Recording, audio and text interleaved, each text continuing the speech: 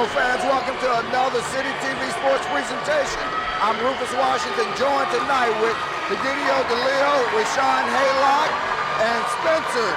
All right, we're here at Concord in the Gymnasium for a huge matchup between the Hawthorne Cougars and the Lawndale Cardinals. Rashawn, tell us what we should expect. City rivalry. Expect a lot of up and down action. Both of these teams coming off kind of sour starts to their season, both under 500, looking to right the ship and get things going in the right direction. A lot of up and down action, maybe some defense tonight. We'll see. All right. Spencer, what's your take on things? Definitely. Lawndale was coming in tonight very experienced, not having so many wins like they did last time when we saw them at the beginning of the season. But the 25 games that they played, 14 have been top teams. So we'll see what they do tonight against Hawthorne.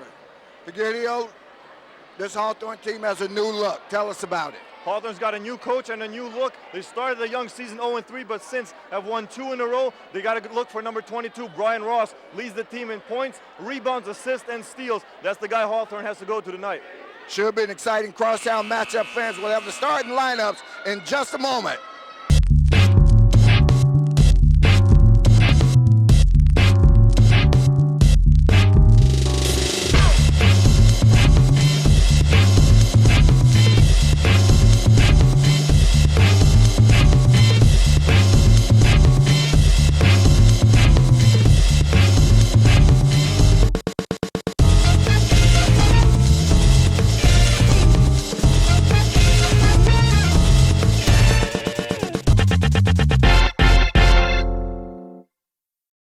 Hi, I'm Donnell Beverly from the University of Connecticut, home of the 2011 National Championship UConn Huskies basketball team, and your losing your Olympians.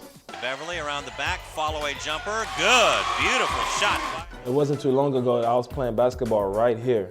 I just want to thank him for having me here. I'm honored to play here. And the Huskies are the top dog in 2011. Winning the NCAA championship has always been a goal of mine, but so is getting a great education that will last me a lifetime.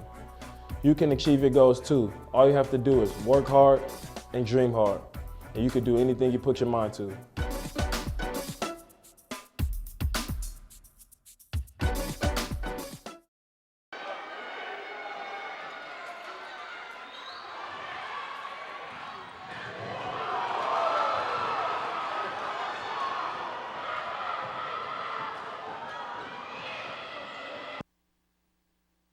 I've got Rashawn here beside me. Rashawn, the pace is already out the gym. Already breakneck, as you see Lawndale with it here in transition. A little zone show by Hawthorne to start. And we'll give you some of the feedback that we got from both coaches. Had very good conversation with both Coach Gray and Coach Brownlee. Among other things, Rashawn, this might well be a matchup of colors among the coaches. You got brown and gray. Absolutely.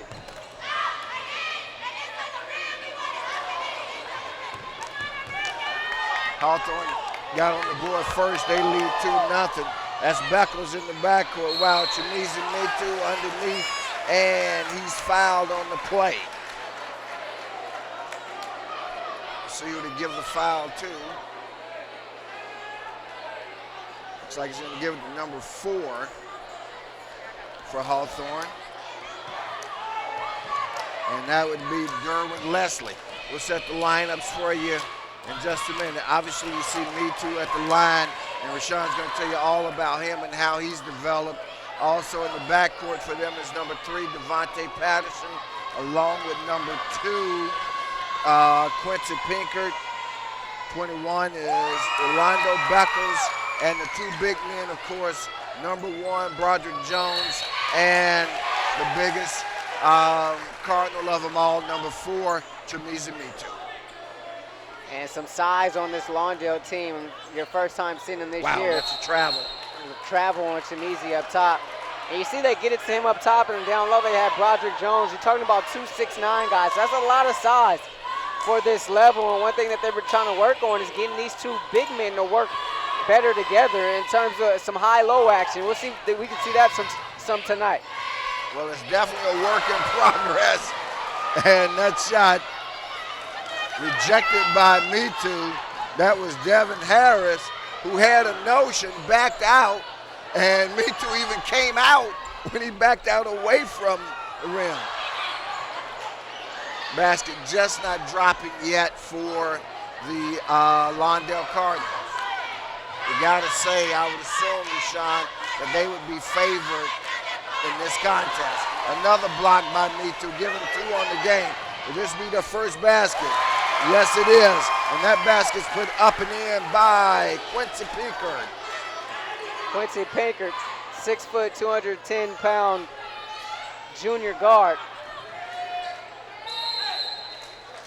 The backcourt play has been an issue for this Lawndale team. Haven't quite been able to solidify a true point guard. You take a look at Coach Brownlee. Lawndale with the 3-2 edge here, 5:58 left in the first. And they've taken a very interesting approach, that is the Lawndale Cardinals, with regard to this season. It's sort of the Fresno State approach, I would say, anybody, anytime, anywhere. And they've taken on some tough teams, which they believe will do them well once they get into league play. Yeah, they definitely have. I mean, you talk about 2 of the biggest tournaments in the area. They've been in both of them.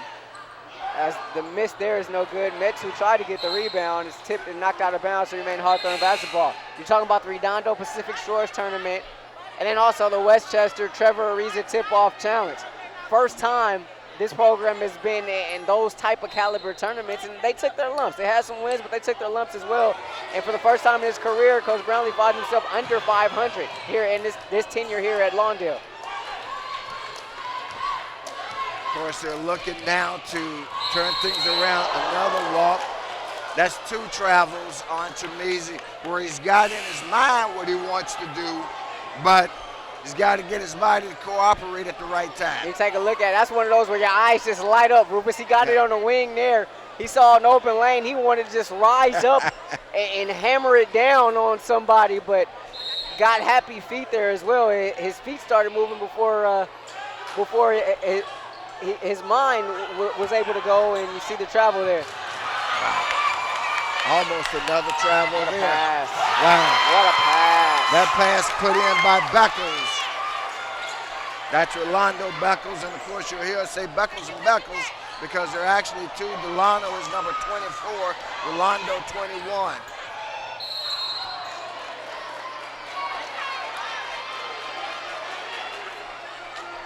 There you see, give us a chance to mention tonight's officials. Officials for tonight's contest are Kevin Hassan along with Erskine Robinson. Coach Gray giving a bit of instruction to one of his players there. That's Markel Gray that he's talking to. Foul charge to Devontae Patterson. His first personal. So at the line shooting is Brian Ross. Coach Gray, Coach Jello, David Jello Gray told us that Ross is one of his keys. He, along with Marlon Towns. So the early score with 4:45 left here in the first. 5-3 in favor of the Cardinals. Nice turnaround jumper by Mitu, doesn't go. Ball loose underneath. Beckles goes up, draws a crowd. He's going to shoot 2 on the foul call by Erskine Robinson.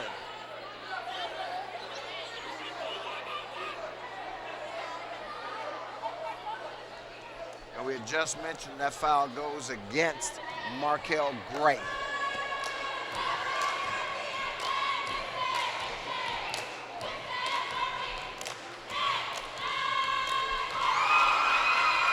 Beckles converts the first free throw.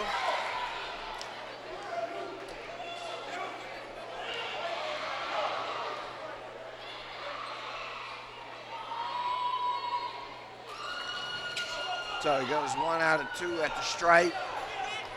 Lawndale Hawthorne rather pushes it up very quickly.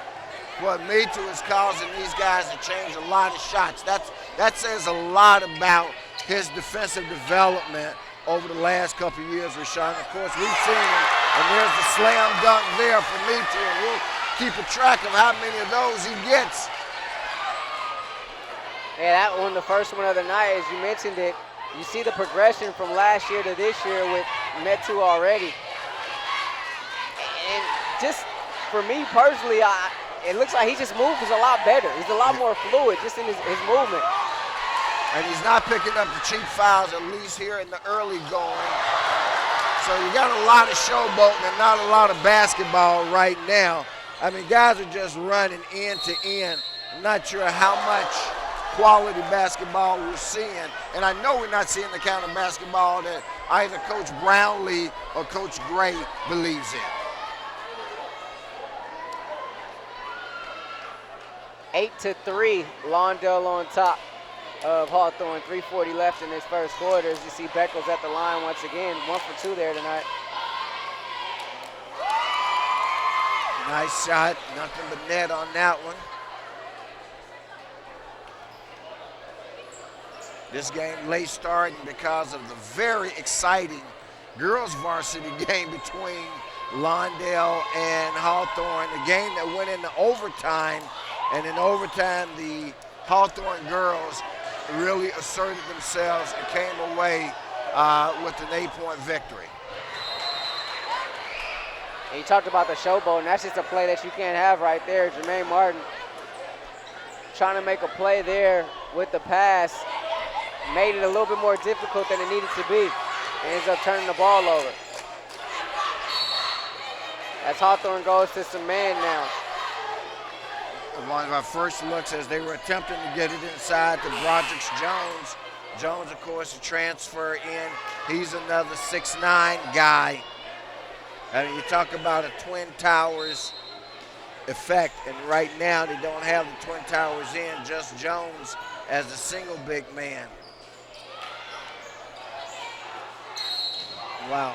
Was there And they're going to get Snedeker there for a push-off in the back, it looks like. And that's going to be a foul on DeAndre Snedeker, his first personal. I got to say, Broderick Jones, Rashawn, and I'm sure you'll know the name when I say it, reminds me a lot of Jerry Evans when Evans played over at Lusinger. Yeah. Long and lean. And now you mentioned that he does. He does have that appearance. Evans now at the University of Nevada, enjoying a phenomenal career there.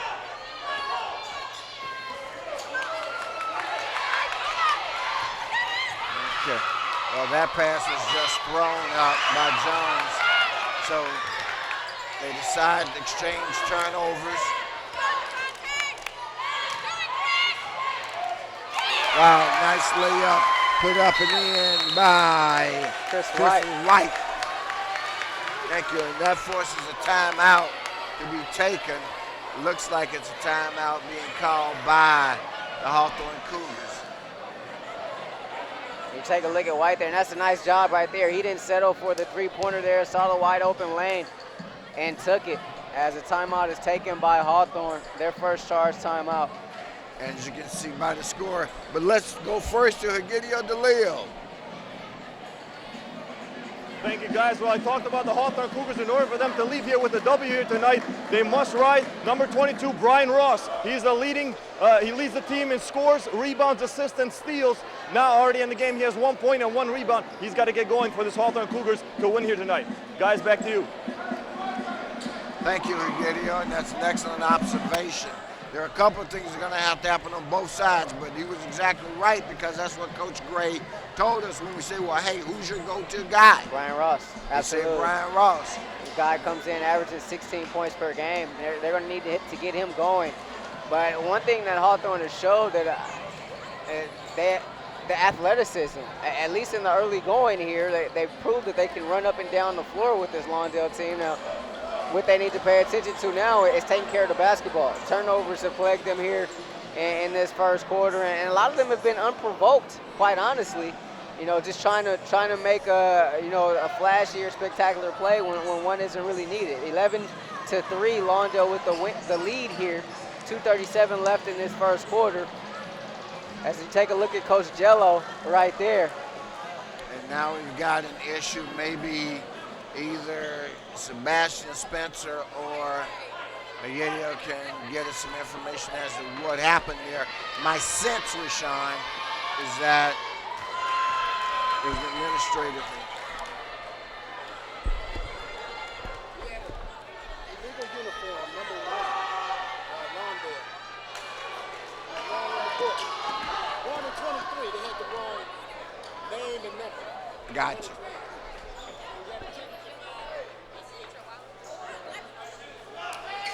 Rashawn gets the explanation from Kevin Hassan. And Rashawn, what was it? Technical foul against Lawndale in the book. Number 1, Broderick Jones, and 23, Aaron Gray. Their names and numbers didn't match up.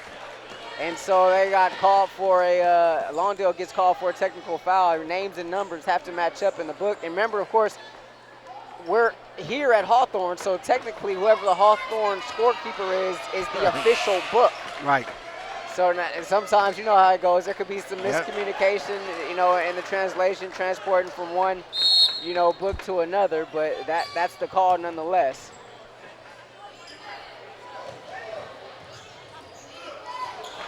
And there's a steal by White. Whoa. And see, that's the type of physical play you can start to expect. And that's also the sort of thing that you want to make sure stays under control. And we'll see as the game goes along. Physical. Nothing dirty, though, by any means. Nice, hard foul there. And White's going to have to go to the line and earn 2. Well, that was Jermaine Martin with the foul. So on the floor right now, let's set this Hawthorne lineup for you when we get a chance. I see Patrick Washington from the football team making his first appearance tonight. Martin, another one of those football guys. And you saw the physical demeanor and the physical play right there. Boy. And that's Brian Ross. Gideon talked about it. They need to get him going there. He tried to get something going for himself, maybe a little bit forced there. Fine line, Rufus, and you know this, between getting yourself going but being in the rhythm of the game. And that one, not necessarily in the rhythm of the game there. Well, sometimes you got to go Kobe style. Yeah, he definitely did there. Broderick underneath, and that's a nice move. Very nice move by Broderick. You know, decided wisely not to attempt to dunk, look like it, instead just a finger roll.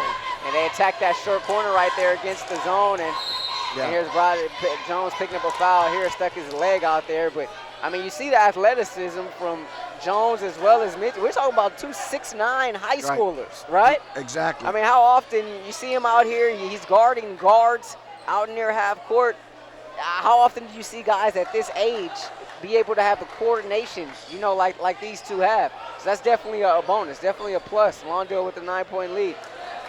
And for these guys at this level, with the amount of off-season ball they play, travel ball and all that stuff, they get in a number of games in the course of a calendar year. Wow. That jumper put up and in by Marlon Towns. Towns is good from 3. And he's the guy you got to watch. 47% three-point shooter on the year. He's dead eye. He has the green light. 13-7 are scoring now after Lawndale led at one point by 11-3. Their biggest lead of the game. Wow, air ball put up, doesn't go for Tedrick Johnson. And kind of falling into Hawthorne's hands right now. Taking the three-point shots if you're Lawndale. The threes are going to be there. What you want to do is try to work the ball around and inside against this zone and try to get yourself a good shot. Chamiza Mitu redirecting the ball, not just with his hands, but also with his feet. A lot of dipsy-do, hesitation. That shot put up by Ross, and he was fouled by his namesake, number 22, DeAndre Snedeker. And that's 2 on Snedeker. Ross got bailed out there. He made a nice move, got to his spot, got ready to pull up, but he lost the handle. So he had to kind of clutch there and double pump. And Snedeker came from behind and tried to get a hand on the ball there and ended up fouling him. As Ross knocks down the first free throw. 84% free throw shooter. So if he gets there, he's going to make them. more times than not. He knocks down the first one there. So Ross converts a pair, and maybe that's the bit of momentum that he needs to get going. Our score now 13-9. Shot clock put to sleep. Less than 15 seconds left here in the first quarter. A game that was slow to unfold, but has now picked up a pace. Newman shot from the outside. He, of course, the younger brother of last year's key player for Lawndale, Will Newman.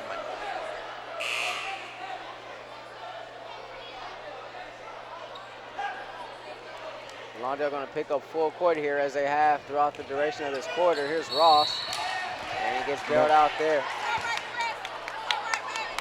Ross fouled on the play again by Chris White.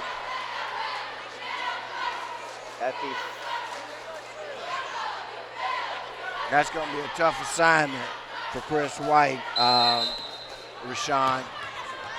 That's the fourth team foul. That shot will be good if it goes.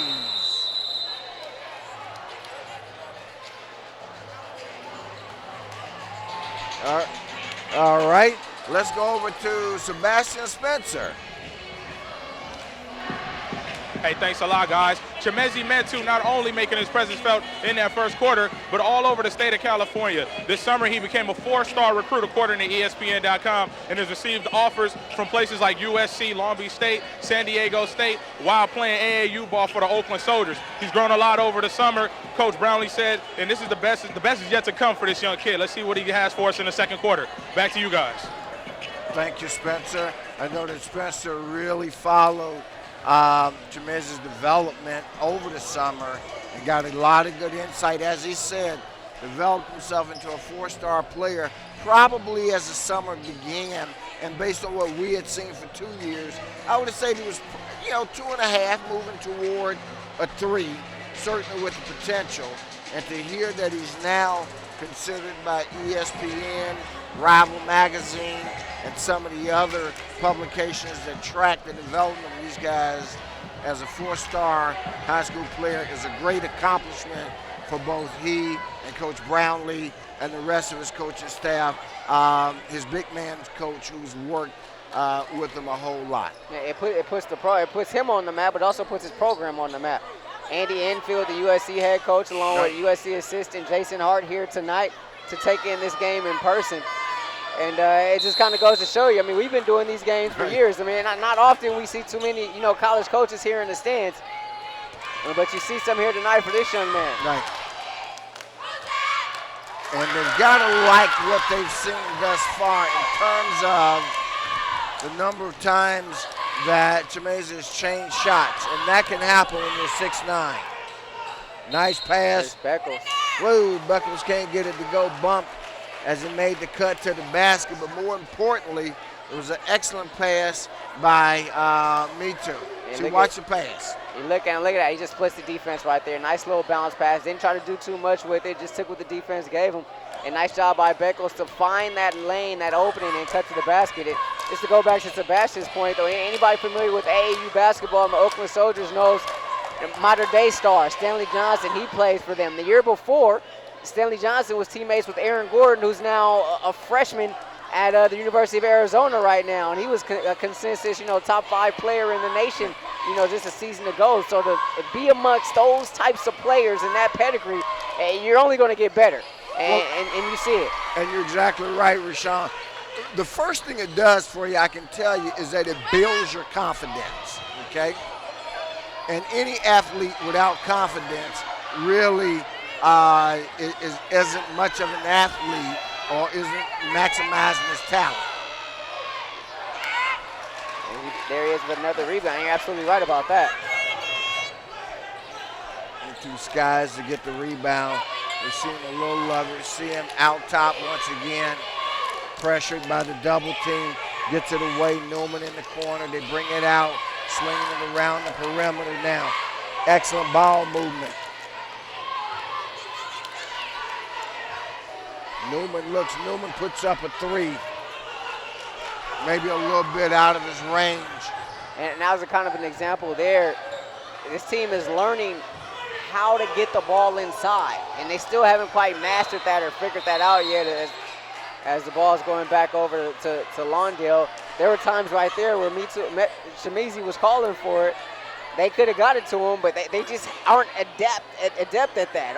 Haven't really figured out how to do that, how to make that aspect of their game flourish. And once they figure it out, how to get the ball inside to Metu and Jones, I think that's going to help them flourish, and it's going to help them as they play greater competition here, not only the rest of this preseason or non-league schedule, but once they get to playoff time too, to move up to Division 1A this season. Exactly.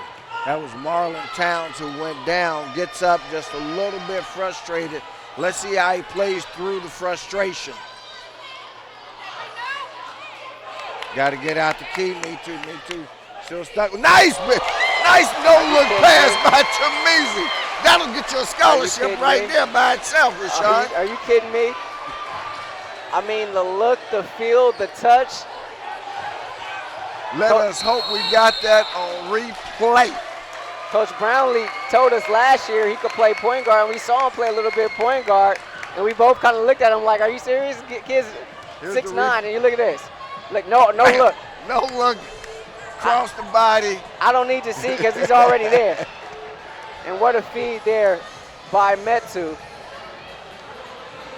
And I mean, and that's something that you can't coach, that aspect of the game. Right. You can't coach that. And I don't have number 11 in the program for Lawndale. You did a great job of giving me the numbers, but even as I look at your stuff, all right, let's go over to Egidio. Thank you, guys. Well, first-year head coach for the Hawthorne Cougars, Coach Gray, nicknamed Jello. We talked to him about that. So how'd you get the nickname? He said in 8th grade, he used to use the stutter step a lot. So the coach named him Jello. We're shaking everybody out. Guys, back to you. And thank you, Egidio. You're shaking that thing like Jello. And the name stuck ever since. Nice job there by Egidio. Coming back to live action. Timeout taken by Lawndale. Again, trying to protect the possession. You get 5 of those a game. That's one that was used to protect the possession. So we'll see what happens as the game goes along. We know that Hawthorne's already had to use 2 timeouts, if I'm not mistaken, for them. Another thing that I saw, Rashawn, as a look over as we look at the Hawthorne bench, was to see William Self, the football player, as part of the basketball program, out supporting the B-ball guys. Asked him how the leg was doing. He said it's in great shape. Yeah, and he's a great kid. And off the out-of-bounds play, they try to set up a lob, and they get everybody, and that's job by his teammates right there, getting Metu away. Exactly. And they huddle up there, have some words, but you don't want to get. Well, you don't want to get ejected in trouble, on taunting. And almost picked up a taunting. That's what happened there. And son, you got all these folks here to see you. They didn't come to see you play for 8 minutes. They came to see you play 32 minutes, or at least a good portion of the game. Yeah, and you got to make the free throw too.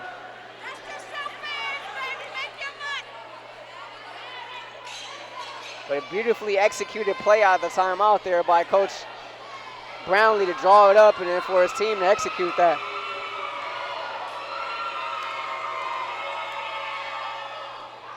He missed them both. Missed them both, had good form. Foul's going to be called, looks like, on Beckles. Let's see who the official gives it to. Okay, gives it to number 11. Once again, whom we don't have, we will get, though.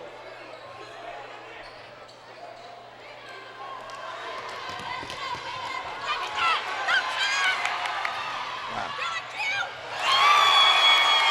Okay. I'm going to say it now, Rashawn. There's a lot. Whoa. Okay.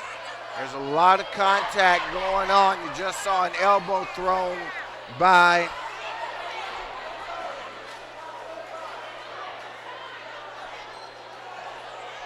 Now that happened right in front of us. The elbow that was thrown by Brian Ross. and a couple of words. I think these officials have got their hands full. You know, the last time we were here, we saw between Hawthorne and Morningside a very, very ugly situation that ended up costing the coach's job, among other things. And I don't want to see anything Don't want it to close escalate to that. Yeah, Right. now, I mean, we were both here for that, and that was kind of an ugly scene. And, you know, you hate to see things happen like that. But this intense rivalry, heated rivalry. I mean, you're talking about neighbors here. And Lawndale, you know, student body, they had a big walk over here from their school with the, you know, the student body and the band was supposed to come with them as well. Didn't see the band here tonight though yet, but obviously everybody, the whole community is excited for this game and they want to win. So the emotions are going to be high tonight. Becco's shot doesn't go, you know, and that's where the officials have to stay on top of it. You know, I talked to both officials, Hassan and Robinson, before the game because they weren't real familiar to me. Wow. No foul called. Is that one? No. Okay, it's not on Chamizi. There was Looks a like push they're going call. to get it on Pinkert. And Rashawn, you've done a lot of these games as well because I don't want to stake out this A position. little push on my off own. underneath. Yeah, he had a push off underneath, so they got Pinkert there on the push off. The officials, again, were doing a great job, Hassan and Robinson. But they were new to me, and I told them, I said, wow, you guys are new. I said, I've been doing this for 26 years, and this is my first time seeing you in a varsity game. And the only point I mentioned about that is, as you know, we talked about this when we go to playoffs as well.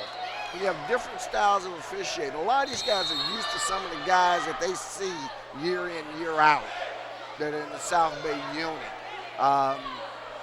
And players adjust to that. So that's kind of a wrinkle. And the other thing is officials have to be knowledgeable of the style of play where you are. Absolutely. Okay? All right, because if you've never coached, if you've never reffed a Reggie Morris team game, okay, you're going to be in for something that could affect them adversely because you're not used to that kind of contact. But we'll see what's happening. We got 5:05 left on the clock. The score is 18-11. We had a stoppage in play. The ball's going to be inbounded now by the Hawthorne Cougars. It's a 7-point game for them right now. Their largest lead was at 11-3 in the first quarter. There's going to be an issue with the clock here now as well. Exactly. And that's heads-up officiating. In other words, just like when we looked up, the clock was at 22 off the inbounds play.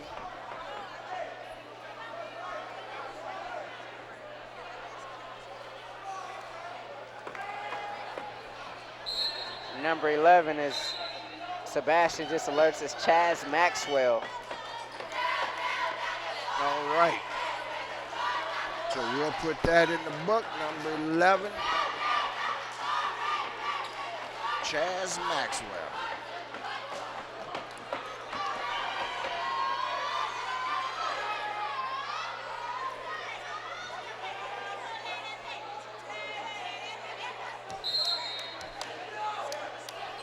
I think Coach Jello had a question about the possession arrow. It looked like, I'm not a professional lip reader, but it appeared that's what they were talking about at the scorer's table. Meto underneath. Wow. And he's fouled, and let's see who that foul goes against, because that's going to be key.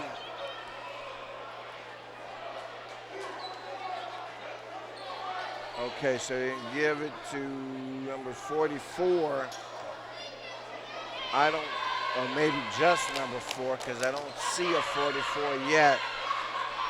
In fact, there isn't a 44 on the roster. Well, there is. There he is. There he is. Sharad Bohannon.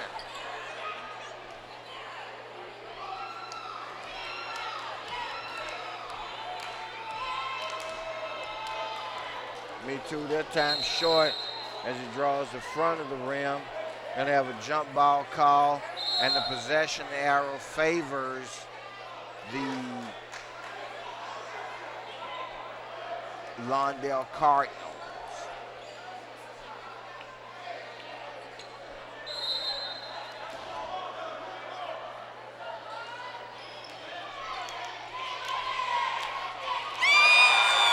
Wow. Yeah. That makes it a 22-11 game at the 4:30 mark.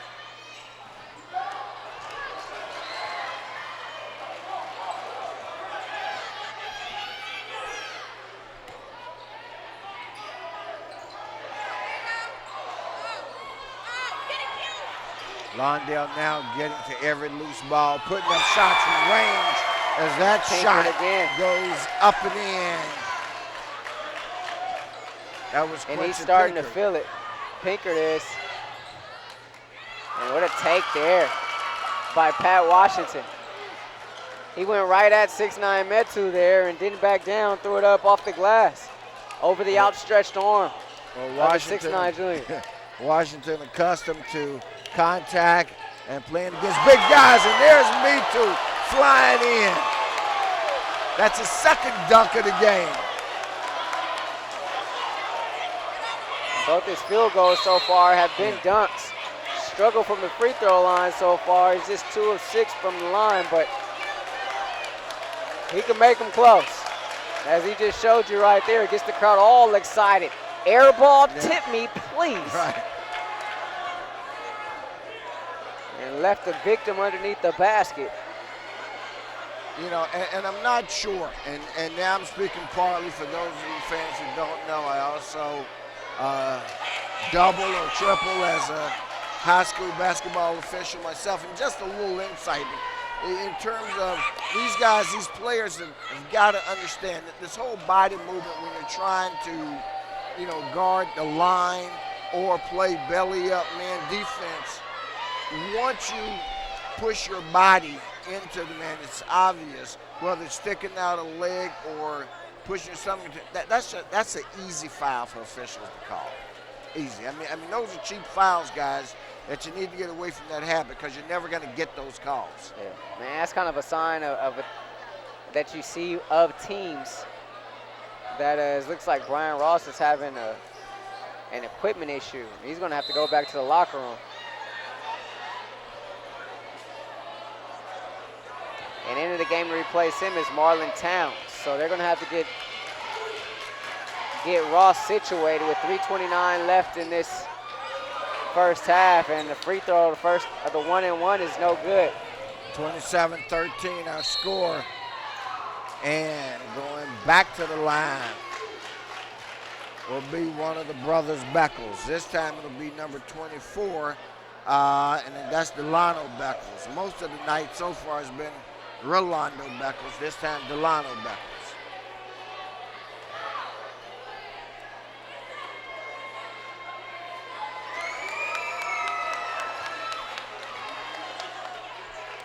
So he comes out the box, converts the first of 2.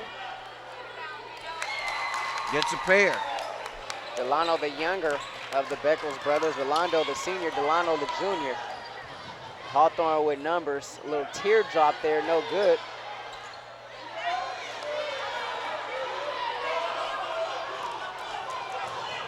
And the Cardinals have done a good job tonight of not allowing any second chances.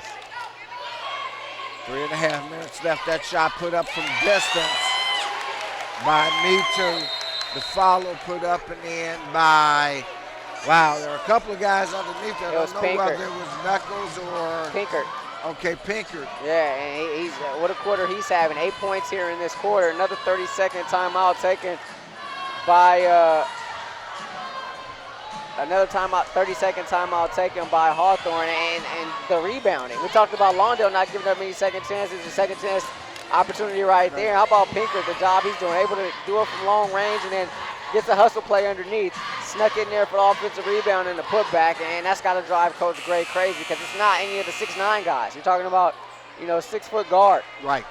And as a matter of fact, that was exactly the observation I was about to make, was that we hadn't seen Jones on the floor in a few minutes for them. Metu certainly being featured tonight. We'll see if Metu catches a break here in the last 2:55 of the second quarter with the Lawndale Cardinals leading by a score of 30-13. And now, in what may be a rarity, I think that you'll see this season. I don't think you're going to see it often where both of the Twin bigs, Towers yeah. are out. Yeah. Me too on the bench, and also you see Jones over there with his shooting shirt on. He's on the bench as well, and a turnover. And as a coach, that drives you crazy. You call a timeout, you try to slow down the momentum, maybe you draw up something, give the team instructions, they come out and they turn the ball over. And that drives you nuts. And they and their big men are off the floor. You know, this is when you want to make some hay, as they say. And Lawndale has doubled up the lead here in this second quarter, more than doubled it up by 17 now, making 19. As Beckles knocks down the jumper, and that's Delano.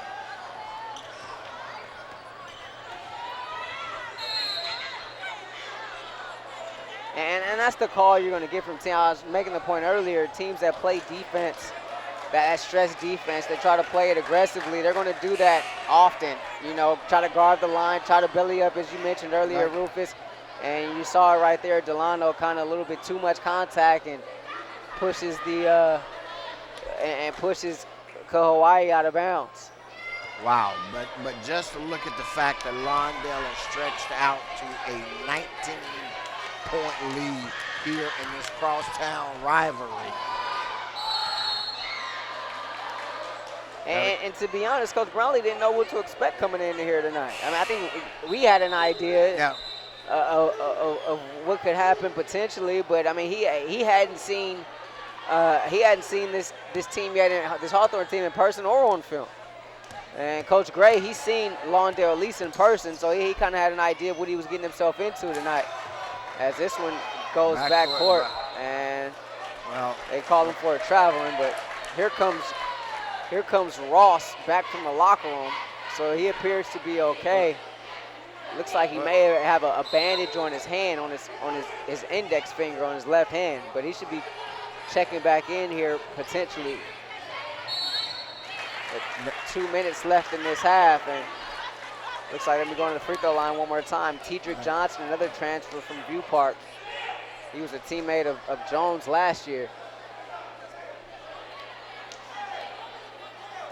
Well, 10 plus team fouls against the Hawthorne Cougars. So shooting a double bonus, whether it's an act of shooting or not, they'll be shooting two the rest of the way for the last 2 minutes here.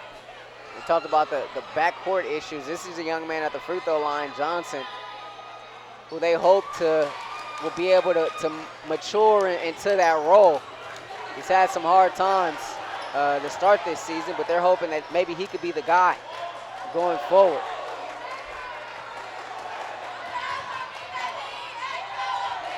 A little too much English there on the finger roll by Washington.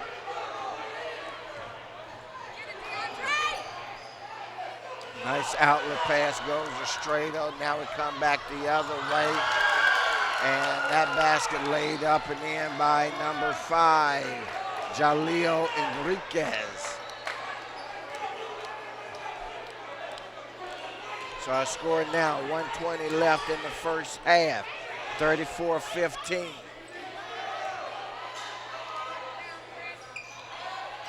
Shot doesn't go, big man inside. He can't get it to go.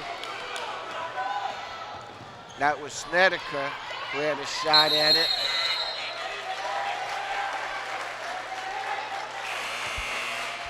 These officials are really having to work tonight, Rashawn, as Hassan was over in front of us. You can see a coating of sweat on his arm. You can. He's glowing. He's glowing tonight. He's earning his check tonight. Both these teams like to get up and down the floor. Let's take a look at Johnson here. See how he can run this team during this stretch. Only a minute left in this half, though, but this is something that they're interested in seeing.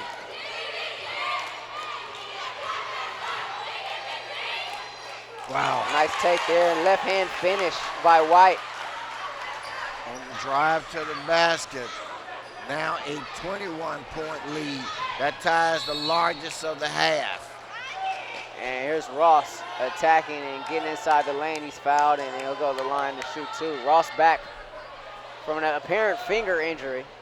And here he is with the layup, kind of lost the handle there, but was fouled. He tried to go up and under. Playing organized basketball has been somewhat of an issue for this team as Ross makes the first free throw. It's a big difference between playing here and playing in the park. And Coach Jello says the guys got a lot of park players. Right. And trying to get these guys to gel and to buy in into what he's teaching them in an organized setting has been tough. But you see Cole Wyatt there with the offensive rebound. Nice second chance look for the Cougars, and they're rewarded by getting fouled. So it's a big difference, though, Rufus. It definitely is, and it's something, and he mentioned as well, one, the other thing that you don't have in the park is coaching. Yeah. So you got to get used to coaching. You got to get used to the game has structure, all right? And that was a word that Coach used. You know, he said he wanted to bring structure to his team, wanted to bring rebounding. That free throw put up and in by number 24. Another guy not on the roster. As we say before, fans, we pull our information from Max Preps, which schools are expected to post their information regarding their team, their schedule, etc. That's a national service, and every school in Southern California does it. When there are inaccuracies, trust me, it's not attributed to our research. Instead, it's attributed to the school and the information that they post.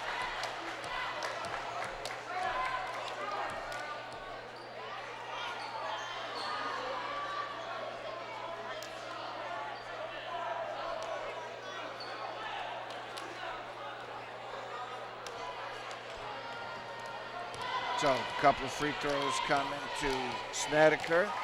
He converts the first. We've got 7 seconds left here in the first half.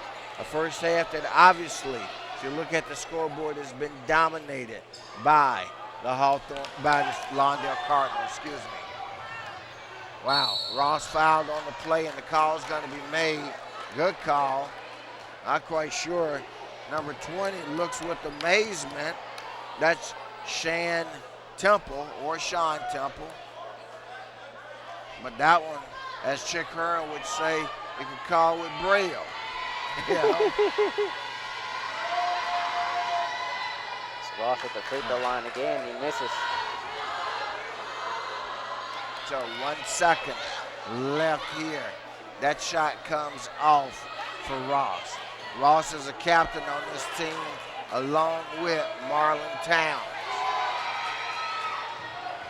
So Ross misses a pair, and that'll end the first half.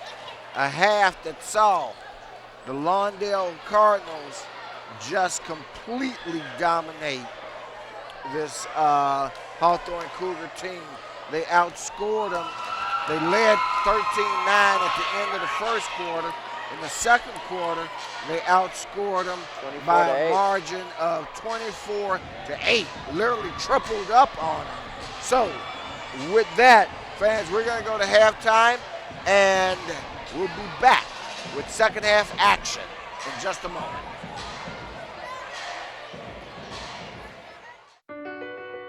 My life is full of statistics. Thing is, I could have dropped out of school and become one myself, but I didn't because I had people that believed in me. Here's another statistic. 7,000 students drop out every school day. That's 1 every 26 seconds. It's time that students know that we believe in them. Inspire a student and share your message of support at boostup.org. All right, fans, welcome back to the second half here at Hawthorne High School, home of the Cougars, as the crosstown rival Lawndale Cardinals have come in here and taken the measure in the first half by a margin of 37-17. Let's go over to Sebastian. Okay, now we're back. We'll catch Sebastian on a break. Okay, Sebastian. Hey, thanks a lot, guys. I talked to an angry Coach Gray for Hawthorne coming out of the locker room. I said, Coach, what did you talk to your guys about in there? He said, nothing. and he continued to tell me how he just wanted them to get on the boards, and he said he's going to challenge the big guys. The guards are going to have to beat them. Back to you guys. Thank you. Nice rebound and put back by Jones. Sky to get that, and now that makes it the biggest lead of the game at 39-17. We'll see. Wow, behind the back by Me Too. Wow, and he puts it up and in. May have gotten away with a bit of a travel there, but once again, Rashawn Shamizi putting on a show tonight for the scouts who are in the stands. Thunderous, right? I mean, you see a little bit of everything from him. Numbers not going to wow you, but every field goal tonight, a thunderous jam. And look at the rebound and the putback there. First field goal, not a dunk tonight from Shamizi. I know when we get a break in the action or a slowdown, you'll give us some of those first half stats in terms of points and fouls for both teams. Oh, that shot put up by Towns, but Towns had the foresight to release it before Shamizi could get there. Now you see Jones asserting himself. 32nd timeout looked like being taken by Coach Brownlee as they enjoy at the 6:34 mark a 45-20 lead. All right. Looks like look at the behind the back, and it's 6'9" in the open court. Are you kidding me? Right. Are you serious right now? Shamizi met to it. You look like he's a lot to smile about for that young man. Well, that's development. I don't know if I think we're getting Gideon ready. They'll let us know. If he's ready, let's go to him. Thank you, guys. I talked to Coach Brownlee, the Lawndale coach, coming out of the locker room at halftime, and asked him, what do you guys have to do the remainder of the third quarter and fourth quarter? He said we have to box out a little better and play like we're down, play like we're catching up to win. That's what Coach said. Lawndale leading, guys. Back to you. Lawndale lead not by a little bit, but by a lot at 49-20. And Beckles going to the line as he's fouled on the play. You can see it there, pretty obvious, that foul against Beckles. Again for you, you'll hear his call name often. They're two Beckles brothers. Wow, Shamizi with another steal. Okay. Yeah. Come on. All right. He didn't think he traveled there. Of course, they never do, right? He thought come on. He tried to get away with a little Euro step there. I don't know. I have to see the replay. He may be right. He may have an argument there. He traveled, trust me. Yeah. Spoken from our certified referee. Well, our agent referee. I can just say as Look a out. fan. And there's Shamizi. Okay, he's doing a lot of barking. That's the second time he's barked at the official. I can tell you, pretty soon, the official is going to like that. Throws that one away. Tries to do too much. Okay, now Hawthorne just running from end to end. Wow, Shamizi changes that shot. And now they got him, well, they're thinking twice about taking any shot. But Towns won't. Towns' shot goes up, he goes down, no call, and the pace slows just a tad. And if you're Coach Brownlee, you see him right now and tell him to run through their stuff. If you're Coach Brownlee right now, you got to be thinking, look, we got to run through some stuff. We got to run our stuff right now. I mean, we're up by 32. But you got to have that mindset that we got to be able to get some stuff going. You take a look at Shamizi right here. Yeah.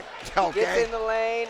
Now, I don't know what you call it, a Euro step, a South American step, an Asian step, wherever you want to call it. That's walking, man. He's got an argument. Let me tell you, he's got an argument. Another dunk there for Shamizi. His fourth of the night. And another steal. And a run out and a layup. And Coach Jello thinking, how can he stop the bleeding right now? Because it's getting out of hand. It's gotten out of hand. He used a lot of timeouts in the first half. That'll slow the pace for a second, but it is a 56-20 I was about less than a minute ago was going to write 52 something, and now it's 56-20 at the 4:57 mark. That's 19 points in less than 4 minutes.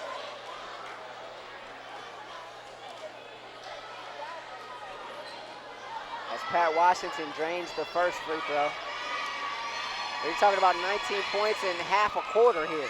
So let me ask you, Rashawn, is it that Lawndale is this good after having played that tough preseason, that tough schedule thus far? Wow, there's a lot of foul in there. That tough preseason schedule, or is it that Hawthorne just, wow, now we got a double. Is this going to be a double technical one against Chamizi? If it is, he need to have, well, let's see what they call. Okay. Let's see what the officials say. Count the basket. Got a technical foul. Okay. Well, we got a couple of things that have happened. Looks like we're going to have a double technical, and I'm only guessing here, and I know that one of our two erstwhile sideline reporters will dig deep in their investigative reporting. You see Coach Brownlee shaking his head. He doesn't find out. I don't think that he agrees exactly with it what too happened. much. I think you're right. It is a double tech, and remember, at this level, a tech it counts as a personal foul It as certainly well. does. And we see Donnie Daniels in the crowd, an assistant coach up at Gonzaga, taking in the action, sitting right behind the Lawndale bench. Of course, former head coach at Cal State Fullerton and is an assistant under Ben Howland at UCLA for quite some time as well.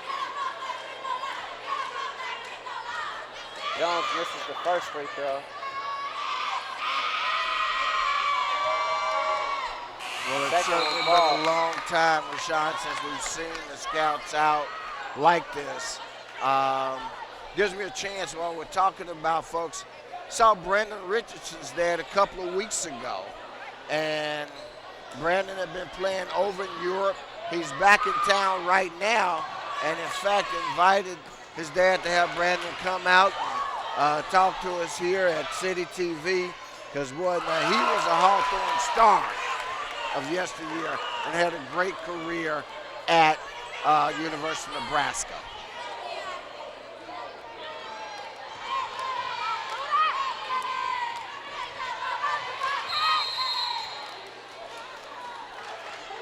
Good opportunity to go play overseas. Talking to Roland Pearsall before the game, former Lawndale high school star, and he was actually playing overseas for a little bit for a year. He's now back now, and he's going to go to, he's at a small college in Oklahoma now, but he's here for a little bit of a break. As you take a look at Quincy Pinkert going down with a little bit of an injury. Looks like maybe a cramp. But nice to see this young man get out and continue not only their education, but continue their playing career as well. Exactly. That foul's going to be called on Devin Harris. You're going to see the swipe here. I mean, that's almost, that's another one of those type of things that's almost always going to draw a foul. It's one thing to swipe up and across with Sean. It's another thing when you're swiping down. Take a look at Coach Brownlee in this third year. First time he's ever been under 500 in his tenure. He's telling us before the game. But as he pretty said, remarkable in its own right. One of the things was that he wanted to put his guys in deep water, which he did, taking a page out of, and he credited Redondo coach, former Lusinger coach, Reggie Morris, with this particular philosophy. Again, as I said, of playing tough opponents, getting better by playing the best, not by feasting, okay, on some of the other talent. And that's how you get noticed as well. That's how you get the attention. That's how you get eyes on your program. Attention towards your program. By playing the teams that are already getting the attention. You can play those teams and have some success against those teams. You just begin to make a name for yourself. Talked about, the giant killer, so to speak. You were talking about Fresno State a little bit earlier, and that's exactly the motto right there, Right. Anybody, anywhere, anytime. And that's what it takes when you're trying to build a program. Absolutely. And then over time, as we're starting to see happen here with Coach Brownlee, as a free throw is converted by Markel Gray. But that's when you start to attract players, shall we say, and you get folks wanting to come be a part of your program.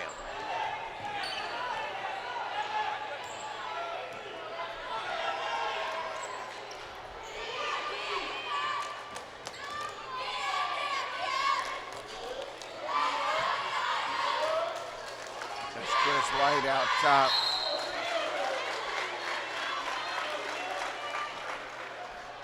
And I almost called Jones Jerry Evans that time just because it done it again. It reminds me so much of him. Doesn't quite yet have the same set of skills that Jerry Evans had when he was playing around here. Definitely similar frame, similar body type. Mannerisms a little similar as well. But Evans was a glider and a strider. I mean, he got up the court, and then once he was in the front court, man, I mean, he just seemed to glide in the air. Just a great guy, great person. His dad was a great guy. Enjoyed the time that he was at Lusinger. Okay. Well, now this is a guy, Tedrick Johnson, that you said you wanted to see his skills. He also came over from View Park. Wow, we're going to get the player control foul called against Jones as Jones backed down the defender. That's tough. You're trying to back down a defender, and he's doing that, and Washington he just loses it. he just loses it there. I mean, that's tough. If you're Jones, you're trying to back down the opponent and get a little closer to the basket. And there's an Arizona State assistant over there sitting next to Coach Daniels behind the Lawndale bench. So they're out. They're out tonight. As Coach Brownlee, let us know. He gave us kind of a heads up of who we're going to see here tonight. Right. And they've certainly showed up.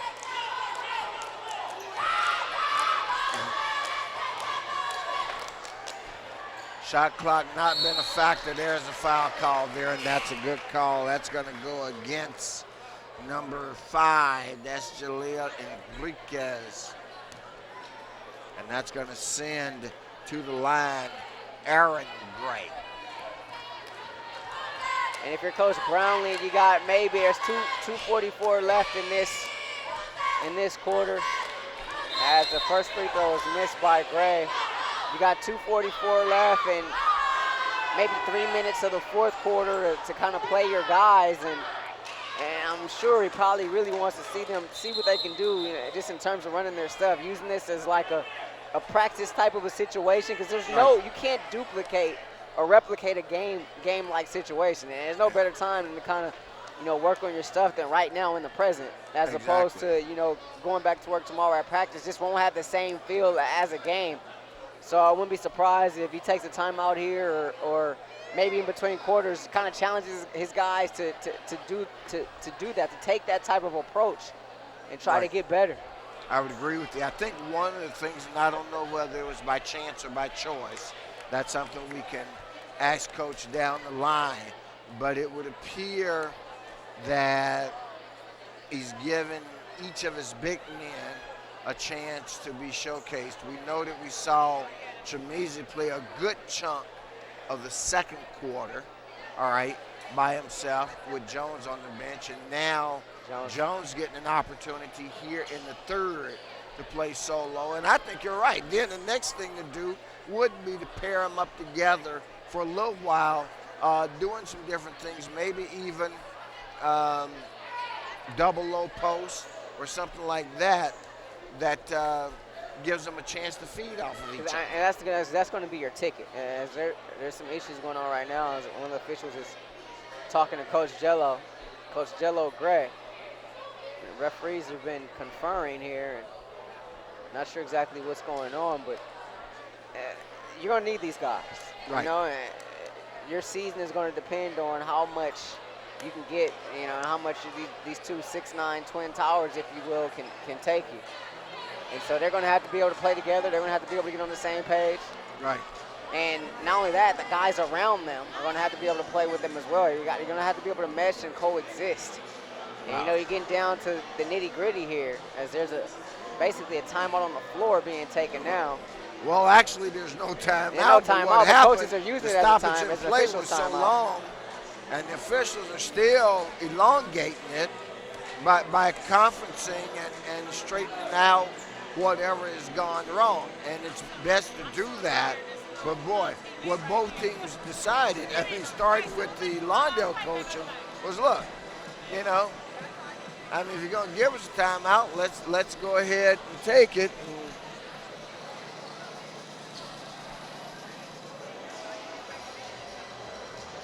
We'll try to get some information for you, fans. I must admit, I'm curious as to exactly what's going on here. I know our camera is looking to get in here, be a part of it. I'd love for them to be. Okay.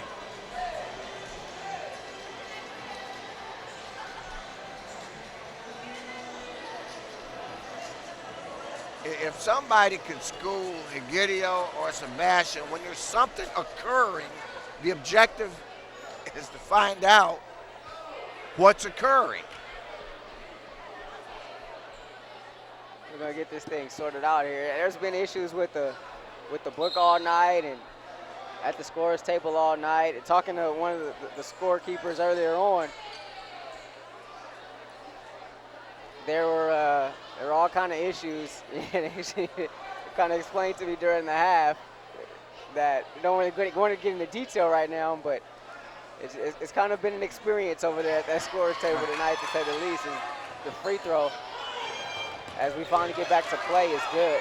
And here's Lawndale running again. And there they go. I mean, excellent ball movement by the Cardinals. What? Brian Ross was there to disrupt the play, but all they did was move the ball around. He couldn't cover three guys, and they finally hit the open guy for the easy layup.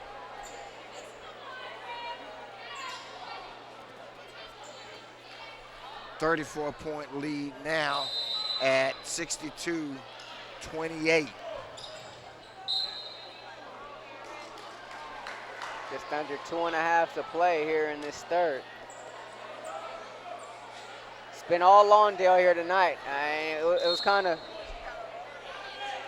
Hawthorne kind of played with them for a quarter. After one, it was 13-9, Lawndale with a slim advantage, but I tell you what, from that point, it's been all Cardinals here. They're kind of quieted this home crowd. Well, they definitely have. They've not had much to cheer about.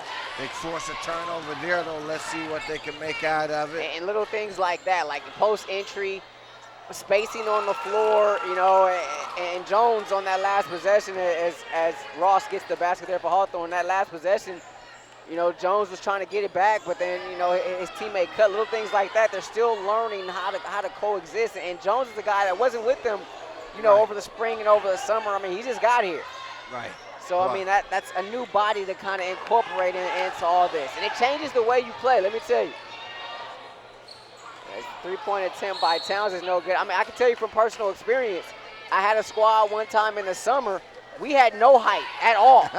and we were just, and much to my displeasure, because you know me, Rufus, I'm a defensive guy. We were just going to, you know, fastest show on earth, you know, Phoenix Sun style, up and down the floor. First shot is the best shot you see, you take it. Right. And I come back, we have tryouts, and once the season starts, I got a couple of trees. And it changed the whole way our entire team played throughout the summer. And we were able to make it work, thankfully. But It took some time. It takes some time. I mean, those first couple of tournaments, there were some stretches there where it got rough. But come league, we started to get things going, get things together. So it does take some time. And I don't think that we've necessarily seen the coming together for Lawndale tonight, even though they're winning now by 34 points at 64-30.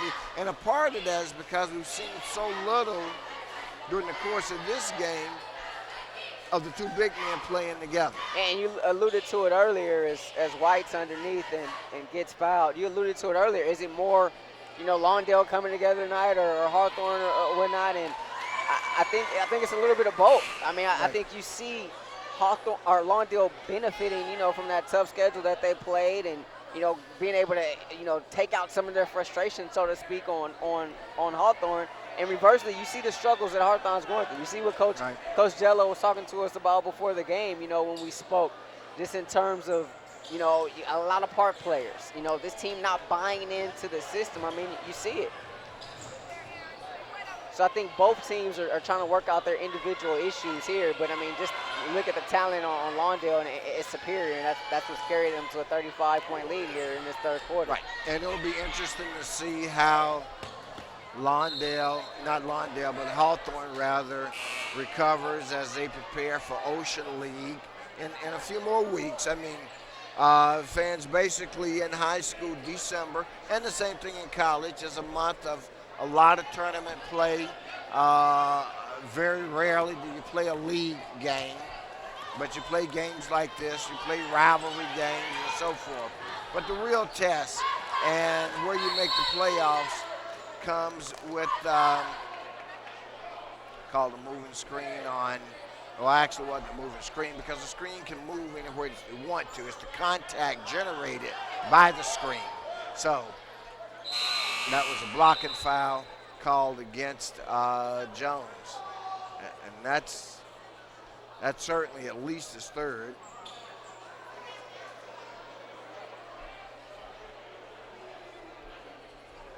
And once again, one of these breaks in the momentum.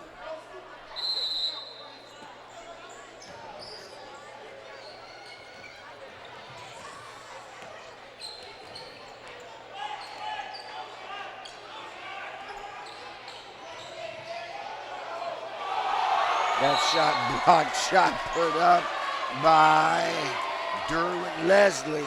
And that's kind of what we talked about earlier. I mean, buying in, moving the ball. You're running this motion offense, moving the ball, not letting the ball stick. I mean, how many hands did the ball touch on that possession? And you can count through the possessions the entire night for Hawthorne. How many times have we actually talked about Hawthorne actually allowing the shot clock to run down, and being in a situation right there where maybe they're even desperate, from working it out and trying to get a good shot. And we just simply have not. 5 seconds left here in the third. That shot put up.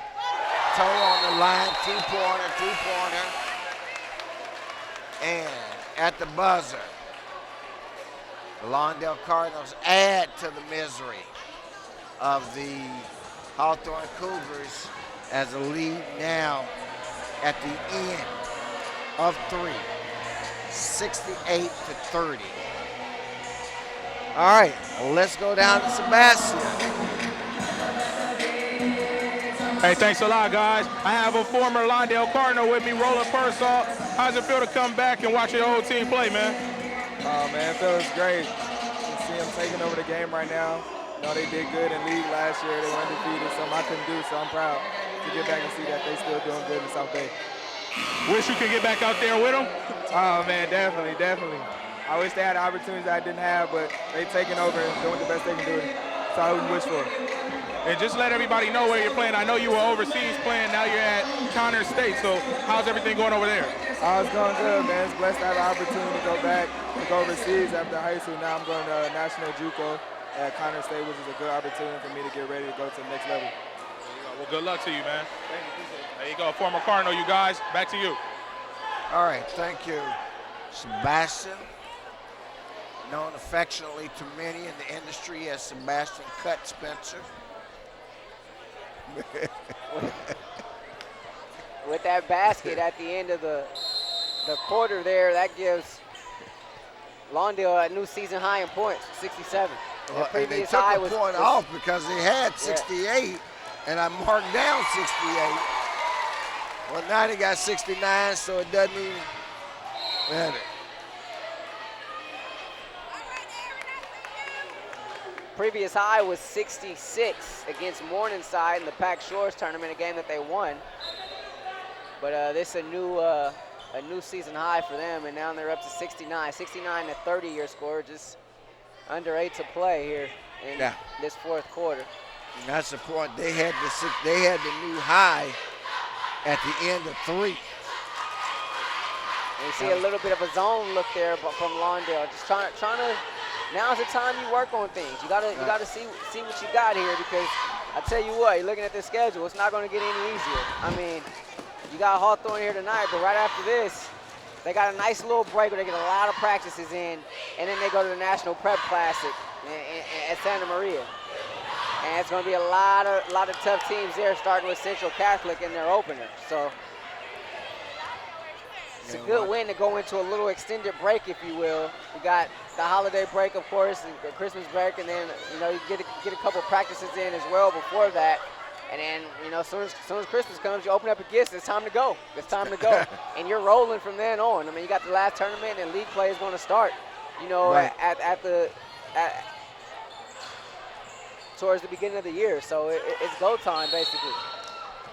And it's good, Rashawn, to see these teams get to travel a bit, and because that's such an enriching experience in and of itself. It is. And I'm sure that coach makes a point of helping them to appreciate, the places they go, the opportunities they have, the things that they see. Santa Maria, for instance, if they have the opportunity, you've got Hearst Castle up there and a couple other things just at a great place to see Cambria, places that I've visited where the artwork, the blown glass artwork is just beautiful. So I know it's a business trip. A place you frequented, huh? Yeah, well, look at you. I've been a place or two in my day. All right. Yeah. Nothing wrong with that. Nothing wrong with that at all. Let me take a look at Johnson in transition there. And exactly, you alluded to it too. You took the words right out of my mouth, Coach. Coach is going to tell us, Coach Brownlee's going to tell us it's a business trip. He's going to tell us that, but it's good to get a little bit in there. It depends on how the tournament lays out and the schedule and whatnot. You may have some downtime to be able to look at some things. Maybe you have an early game, and maybe later that night you can have a group outing for dinner or whatnot. Maybe you can see some of the sights and sounds. Maybe give them a list before he heads up, a checklist of things to go through before they head out there, Rufus. Well, I will say this. I think a coach, and this isn't to say anything about Coach Brownlee or Coach Gray or any of the many other coaches we've known, because they've all been great guys and done things. One of the things that you do want to try to do with these young athletes, though, is to develop all aspects of them, not just their athletic talent, but their mental abilities, etc., because that's what it's going to take for them to be successful. Absolutely right. Acrobatic move there by Gray, trying to get to the hole. Let's take a look at Gray. Faked the reverse, came back up and wrapped it around with the right hand. No good, but he was fouled. He'll be at the stripe to shoot too. And Newman and me too prepare to come into the game. What'll be interesting is whether or not, well, that question's answered. Jones doesn't stay. I thought we might have had a chance to see the two of them one more time together in this contest. I mean, obviously we've got plenty of opportunities that we'll have over the course of the season to see them. Very, very interesting that he hasn't played them together. And obviously he has his reasoning for it. And who knows? I mean, it may be a situation where they can't play together on the floor. And I've had situations like that before as a coach, because the offense that we ran, it wasn't very conducive to us having two bigs on the floor. So we rotate those guys in and out, and it worked for us. And it could work for them as well. So it just all depends. It all depends on the system and what they're trying to get accomplished. That foul given against, wow. Number 2, that's Towns, I believe. Let me get it here. No, that's Jermaine Martin. You hear the Lawndale fans right now, and they got a lot to cheer about. Giving the Hawthorne side a hard time. Right.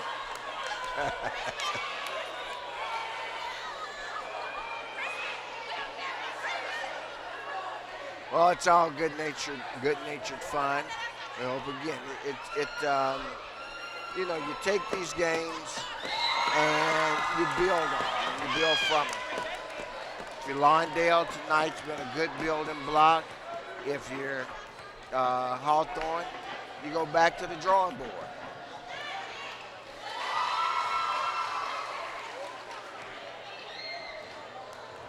Newman gets them both.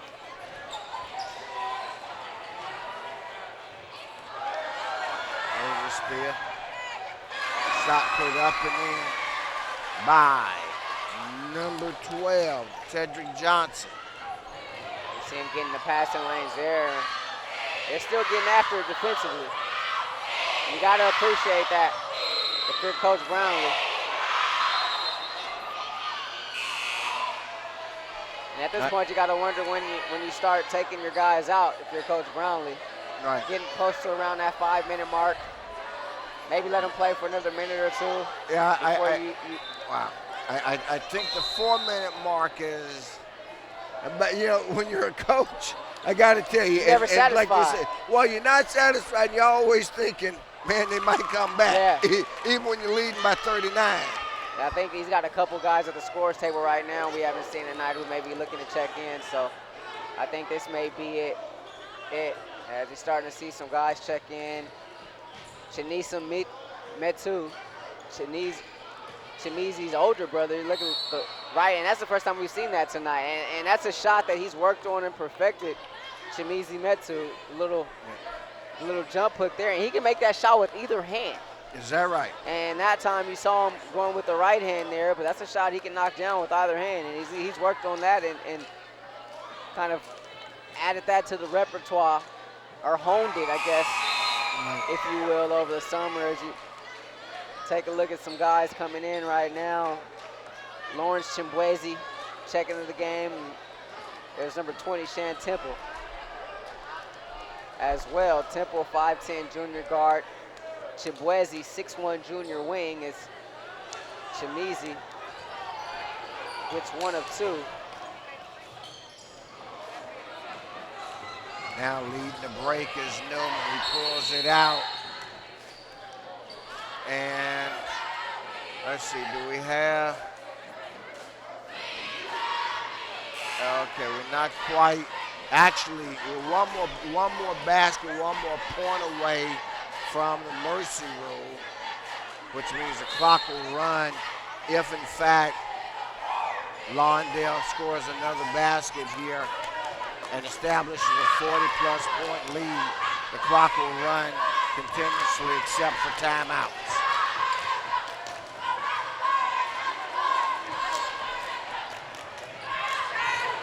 Nice play there. Nice job by Temple getting back defensively. Maybe a little banged up there, but a nice job to halt the break there. And both teams are in a double foul bonus, double free throw bonus, I should say.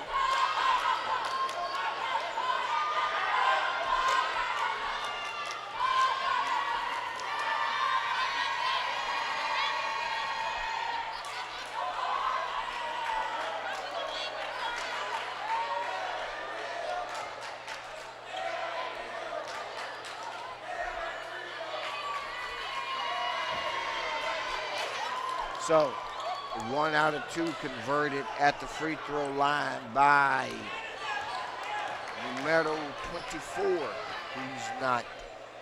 That's Drew Lance. Drew got. Lance. Yeah. I think we had him as 25 on our roster. Okay. Well, they had him as 25. Yeah. I didn't put that up there on Max Prep. They put it up there. Okay. That's right. That's right.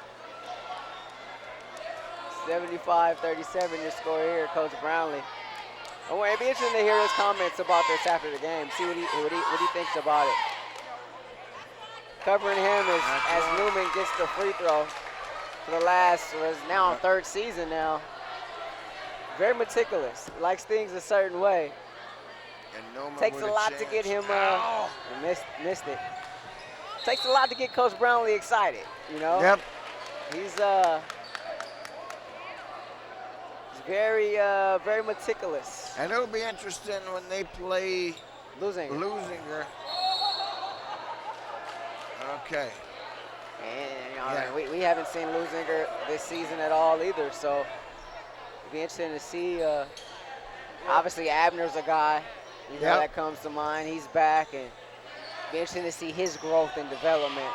You know, seems like he's been around forever. And we know that Coach Provaz is there, and now we've reached the point where the clock should run nonstop the rest of the way, with the exception of timeouts.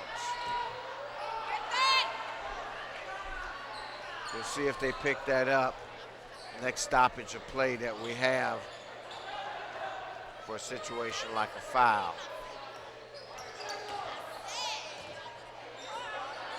You look at the league here. Lawndale, of course, in the Pioneer League. Defending league champions, and you would think that, you know, they got to be the favorites to win it again this year. Right. Ocean League, it's going to be a little bit more, a little bit tougher of a trek for this Hawthorne team. And of course, Redondo over in the Bay League when you talk about Lusinger. Okay. I don't think they're hip to the rules here, Rufus. Well, they definitely missed this, and you would think that you want this thing done and finished as soon as possible. Okay, I mean, what you've got is... Now you got a 3-on-0. Okay, so we wind down the last 2:40. Our score is 78-39.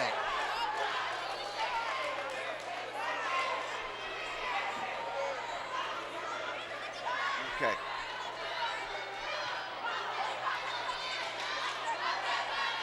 So clearly they've missed the mercy rule regulation because the clock should be running.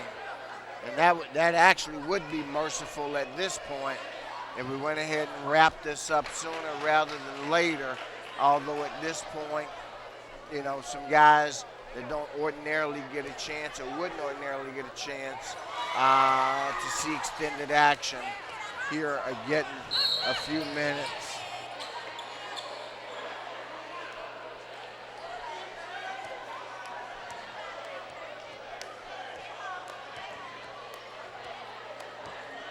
Getting tangled up there is Lands and Chaz Maxwell. And it'll be Lands going to the free throw line.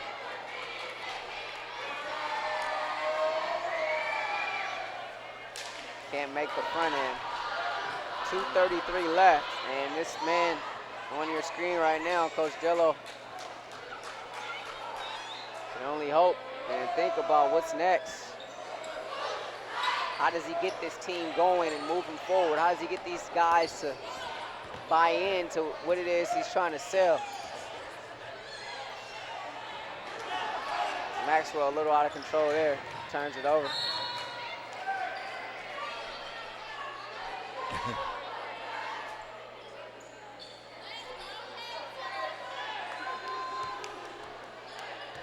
.40 lead for the Cardinals here.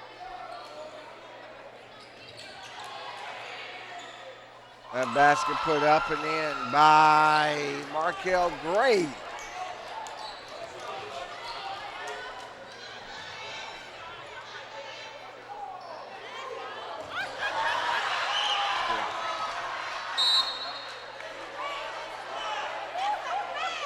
And of course, because things get a little bit more sloppy, because you're in the garbage time, and a 30-second timeout being taken by the Lawndale Cardinals as Boy, they have led from wire to wire. They started in the first quarter when they had a little 11-3 lead. We say, well, boy, that's their biggest lead of the game. Man, they've gone on to stretch it to as far as 40. Rashawn sits right now at 38. So is this fool's goal? Or is this, I mean, seriously, is this the real thing in terms of this team's potential? We'll get to Gideon first. All right. Hey, Gideon, take it away. Thank you, guys. Well, a lot of hype going into this game. A big match with Hawthorne and Lawndale. Well, on the Hawthorne side, the last lead they had was at the 6-minute, 30-second mark at the opening of the game. They led 2-1. Since it's been all Cardinals, all Lawndale. They lead huge here with just a little under 2 minutes to play. Guys, back to you. Fool's gold? I don't want to go as far as to say that. I mean, I think what we're seeing is as a talented Lawndale team. And obviously you're playing against the Sarahs and the Windwards and the Pacific Hills of the world. You're going to take your lumps, as they have. And Calabasas, who's no slouch. Campbell Hall, no slouch. I mean, they play some tough competition here.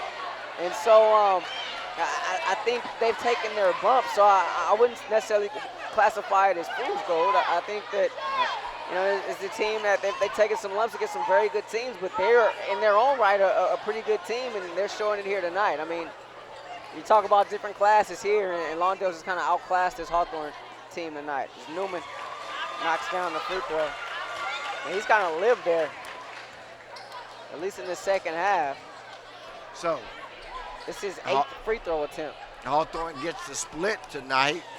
The Hawthorne women prevail in overtime. Varsity women prevail in overtime against Lawndale. But the men tonight come up way short in their attempt to go for the double.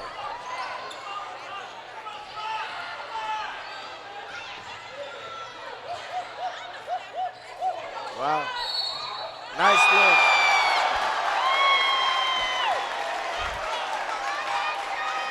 That was pretty good. That was number 20, Shan Temple.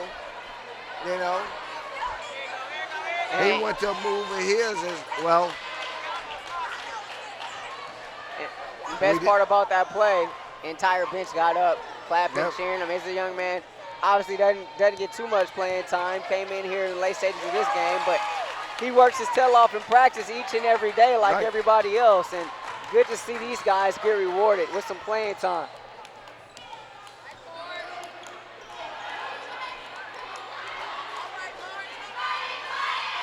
And under a minute left now, 83-41.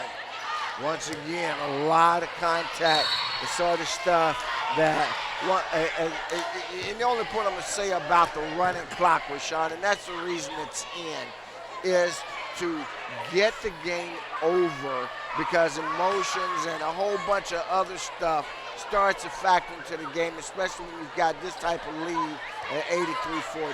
Player safety. Okay? Player safety, yeah, absolutely right. You know, you got to chalk that up against the referees as a miss there, unless there's a rule, although I'm pretty certain that that's a California CIF rule, mercy rule, of 40 points or more, clock runs. And we're at that point right now, up by 42 actually, so. And that's, I mean, you mentioned this is a new crew, you know, maybe something that a part of the rule book that they may have to be, you know, versed on. You know, because this could drag on if the team wanted to, and I've seen teams do that, and trust me, I've seen coaches do it. See, you talk about getting bailed out. Maxwell bailed out there by Lance. He lost his dribble, lost his footing all at the same time, and Lance kind of fell on top of him. And look at 11 earning a trip to the free throw line. And there's a stoppage in play, something going on at the scores table once again. Rough night over there for them. Well, that's more a coach's conversation. It wouldn't surprise me if Coach Gray isn't asking the same question. Well, you're right. Now it is something at the table. Man, there's a Bill Russell lookalike. Never know who you'll see here tonight. You never know, man. I mean, there have been some stars in this building tonight, I'll tell you. Yeah. Andy Enfield, of course, one of them. Jason Hart, one of the great local products here in this area. Prepped at Westchester High, Inglewood High before going off to Syracuse and having a decent career in the NBA. Now you've got an argument between the table operator, as you can see here, and the official. Wow, just a whole bunch of stuff. Rough night over there for that crew.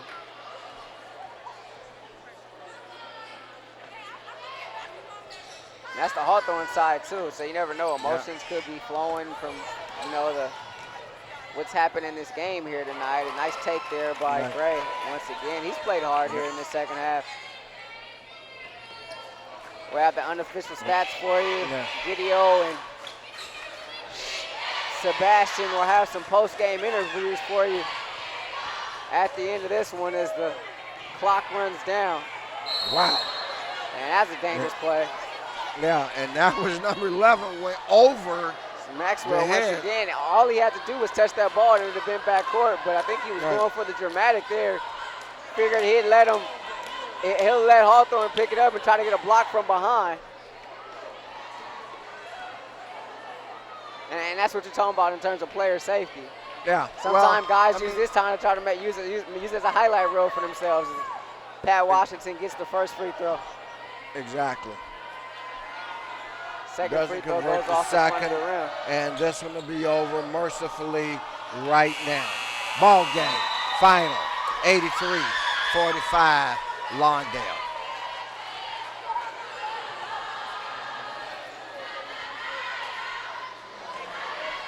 (83-45) your final, as we mentioned. Agidio and Sebastian going to have some post-game interviews for you. Rufus and myself will break it down as well with some unofficial stats. And if you can see the phalanx of security that's here, again, I think the principal and administrative staff here being mindful of last year's occurrence, wanting to ensure that nothing of the sort happens. And boy, I think everybody came out, which was a good gesture. Let's keep the peace. Let's enjoy the victory. We'll lick our wounds. We'll get ready next time. But all in all, as you say, Rashawn, a good night of basketball. I mean, we saw a lot. If it looks like we saw 2 games, it's because we did see 2 games.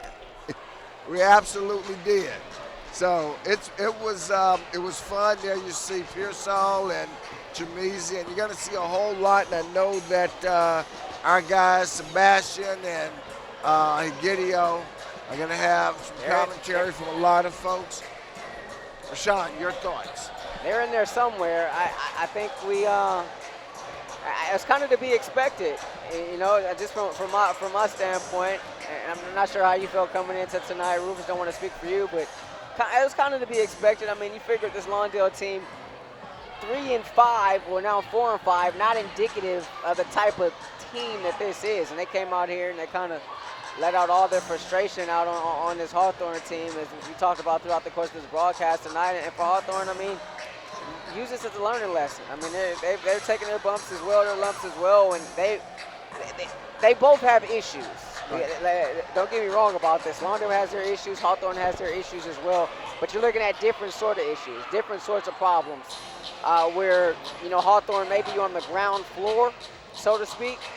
Lawndale a little bit more established and trying to do bigger and better things, if you will, when it comes to the postseason. I think Coach Gray is over with Egidio, and let's see what he has to say. Egidio. Thank you, guys. I'm here with Coach Gray. Coach, unfortunately a loss for your team tonight. A tough battle in the beginning. Your team played pretty hard. How do you think your team did here? Horrible. We played bad, man. We just don't have the toughness. They don't have all the toughness yet. We're a lot of work in progress, man. A lot of young guys, a lot of work in progress. They're just not. I'm lost for words, man. But you know what? We're gonna keep working. We're gonna get it together. We're gonna be all right. I think we're gonna be all right. You told me at the beginning of the game that your team needs to learn together and trust each other. What are you guys gonna do to work on that moving on in this young season? I just got to keep drilling them. Got to keep drilling the simple fact that you have to trust one another. You got to play together. We played horrible on defense. We tried to make some adjustments, but he made some adjustments too that kind of went with us. So I guess we lost a chess match, as they call it. But I think we're going to continue to battle and fight, and we're going to work. We're going to keep working. We're going to work. Just keep working, man, until we get it. And real quick, Coach, your star player, number 22, Brian Ross. How do you think he did here tonight? He did all right, but I think he was trying too hard. He was trying to win the whole game with one play at a time. I constantly tell him there's no 10-point play. You got to get it one at a time, but you got to stop on defense. We made no good stops on defense. And we didn't get a lot of good shots down there on offense as well. So I just got to work with him and tell him he got to play within the system and play defense. We didn't make enough stops. Coach, thank you for your time. Good luck the rest of the season. We'll catch up with you the rest of the season. Thank you. Thank you. Back to you guys. All right. Thank you, Egidio. And as Coach said, it's a work in progress. And obviously there's a lot of work to be done for them to progress. I tell you what, why don't we take a moment, take a break here on CityTV, and we'll come back with a couple of other interviews before we wrap it up here at Hawthorne High School.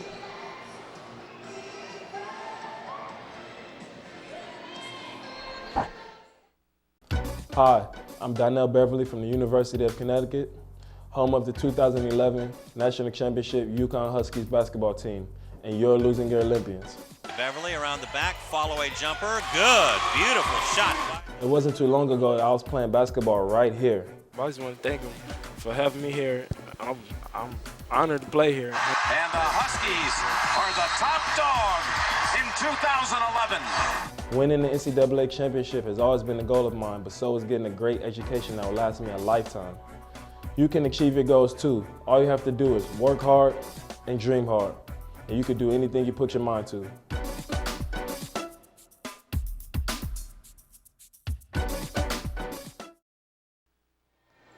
All right, fans, we're back here at Hawthorne High School as our final 83-45 in favor of the Cardinals. And right now, Sebastian Spencer has the head coach of the Lawndale Cardinals, Chris Brownlee. Hey, thanks a lot, guys. Coach Brownlee, you said the team needed a win today. They got it in a good fashion as well. How do you think they played today? We played just okay today. We were coming off of many tough games over the fall and the beginning of the season. Been in the toughest tournaments that the school has been in the Redondo Package Shores, in the Westchester tournament. And then Sarah High School did the same thing to us last, I believe it was Thursday in the second round of the Westchester. It was an embarrassing loss. We were right in the game early, and then we got blown away by 44, and then we just really didn't know how to respond after that with 2 games after that. And so coming in here in a rival game against Hawthorne, we just needed to play as hard as we possibly can because we do have aspirations of playing late in the season and late in the year. And Chemezi definitely made his presence known very early in the game. How do you think he played today? Chemezi played great today. He was playing on both ends tonight. We appreciate him for getting his motor going.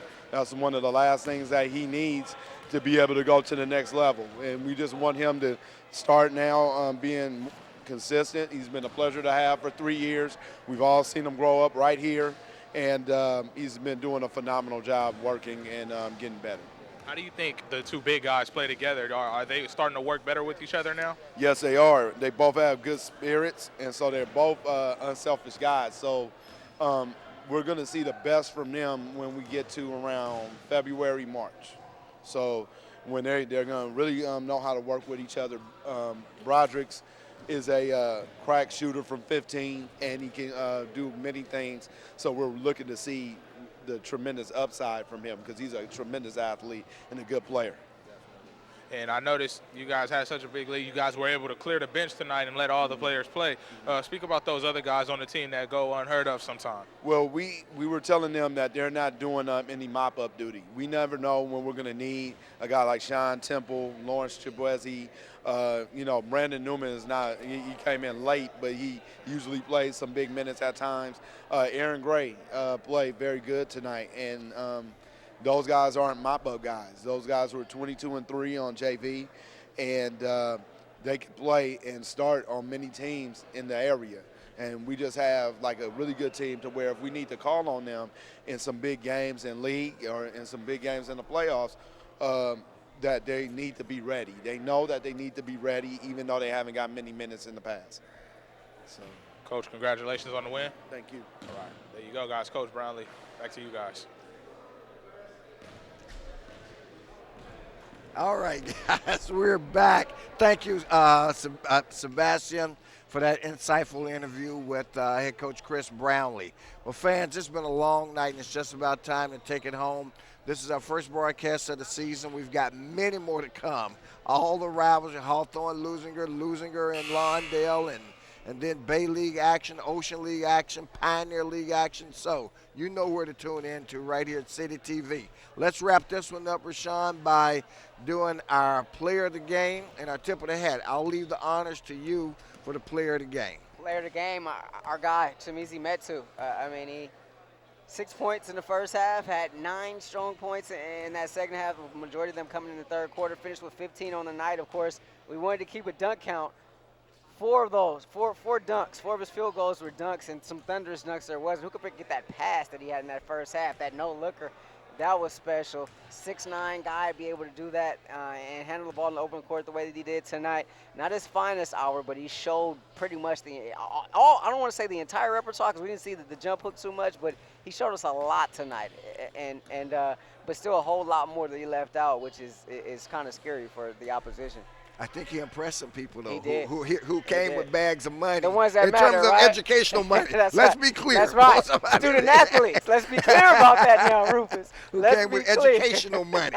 Okay. Scholarships, books, right. room and board. That's right. So, Chimizi Metu, our player of the game, and the proverbial tip of the hat tonight goes to a teammate of his. Tip of the hat goes to Rolando Beckles. Beckles, number 21, had excellent guard play. Got started a little bit slow, but once he got started, man, he made a living at the line, which meant he was attacking the basket. And I think he's going to be crucial in that triumvirate of Chimizi Metu, Broderick Jones, and then if you can bring a Beckles and make it a threesome in terms of their ability to work together, you're going to have something special. At any rate, fans, once again, our final here tonight at Hawthorne High, 83-45, big win for the Lawndale Cardinals. For Rashawn Haylock, I'm Rufus Washington, along with Sebastian Spencer and Hegidio DeLeo, saying it's been a pleasure bringing tonight's broadcast to you, and we look forward to seeing you down the road. Good night.